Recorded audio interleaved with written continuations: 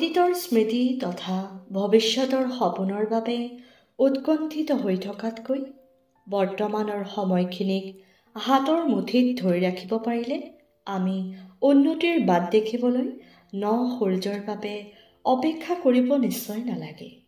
সেয়ে সকলোলৈকে আগন্তুক ইংৰাজী নৱবৰ্ষৰ শুভেচ্ছা জ্ঞাপন কৰি আজি আবৃত্তি কৰিবলৈ লৈছোঁ কবি শ্ৰীযুত মনোজ কুমাৰ শৰ্মাদেৱে ৰচনা কৰা এটি সুন্দৰ কবিতা। কবিতা নৱক্ষণ। দুদিনত দুবাৰ উদিত সূৰ্য প্ৰত্যক্ষ কৰিলোঁ। নৱবৰ্ষৰ দিনা আৰু আগদিনা পাৰ্থক্যহে নাপালোঁ। একেই মোহনীয় জ্যোতি, প্ৰকৃতিও যেন একেই সাজেৰে সজ্জিত। মেঘ মেঘ লগা উৰণিৰে মণ্ডিত। নৱবৰ্ষ কোনো মহাপুৰুষৰ স্মৰণ, কোনো ঐতিহাসিক ঘটনাৰ ৰোমন্থন।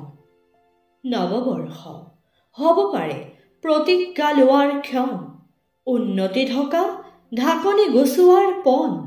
নাইবা হ'ব পাৰে কামলৈ পিঠি দি উন্নতিৰ সপোন দেখি 12টা মাহৰ বিৰতিত কোনো কৌশলী শাসকে জনতাক দিব পৰা আশাৰ চাকি।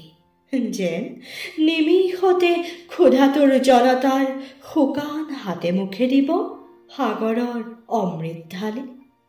জানুৱাৰীত নৱবৰ্ষ, বহাগত নৱবৰ্ষ, মহৰমত নৱবৰ্ষ। কোনো শাসকৰ যেন এক সুযোগ, একোটা কামৰ প্ৰতিশ্ৰুতি বাৰে বাৰে দিবলৈ, জনতাৰ মন ভৰাবলৈ। তোমাৰ জন্মদিন, প্ৰতিটো পুৱাৰ কোমল বেলিৰ মধুৰতা। তোমাৰ বাবে হ'ব পাৰে এটি নতুন দিন, নতুন বছৰ কিম্বা নতুন যুগ। নিজৰ দহৰ বা দেশৰ বাবে কিবা শুভ কাম কৰিবলৈ সূৰ্যোদয়ৰ বাবে উজাগৰে থাকিব নালাগে। বিনন্দীয়া প্ৰকৃতিক পোহৰৰ মুকুতা পিন্ধাই বেলিয়ে সন্ধিয়া পৰত চকুৰ পতা আতি আতি বান্ধে। সংকল্পিত কৰ্মৰ বাবে উন্নয়নৰ সপোন ৰচি দেহ মনৰ সুপ্ত শক্তিক জাগ্ৰত কৰি এতিয়াই অথবা পিছৰ প্ৰথমটো পুৱাতে প্ৰথম খোজটো দৃঢ়তাৰে দিয়া। ইয়েই হওক তোমাৰ জীৱনৰ স্মৰণীয় সোণালী খোজ। এইদৰে আগবাঢ়ি যোৱা খোজবোৰে অযুত শক্তিৰ ভঁৰাল গঢ়িব, যি শক্তিয়ে তোমাক জীৱন জয়ৰ মুকুট পিন্ধাব। নৱবৰ্ষ বিচাৰি হাবাথুৰি খোৱাজনে তাতেই অন্য এক নৱবৰ্ষৰ ক্ষণ বিচাৰি পাব।